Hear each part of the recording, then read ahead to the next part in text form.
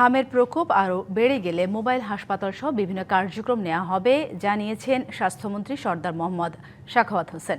দুপুরে ঢাকা শাহজালাল আন্তর্জাতিক বিমানবন্দরে হাম রুবেলার টিকার চালান সংগ্রহণের পর সাংবাদিকদের একথা বলেন তিনি জানান, হাম ও রুবেলা সহ 10 ধরনের 1,08,00,000 টিকা আগামী 10 মের মধ্যে দেশে পৌঁছবে এবং এরই মধ্যে 93% টিকাদান কর্মসূচির টার্গেট পূরণ হয়েছে।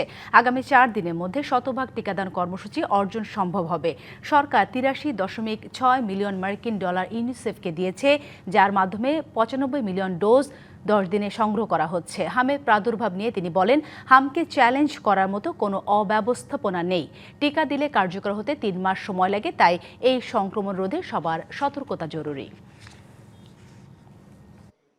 3 থেকে 4 সপ্তাহ অ্যান্টিবডি ক্রিয়েট হতে, কাজে হাম টিকাটা আজকে দিলে আজকে কিন্তু রুদ্ধ হবে না। 10 মে আমরা 1,08,00,000 dose MR, TD, BCG, TCB, BOPP and penta vaccine দেশে পৌঁছবে।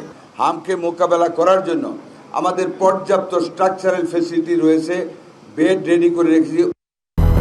200-র বেশি সার্ভিস ও ফিচারে লেনদেনের সব বিকাশ অ্যাপে সম্ভব।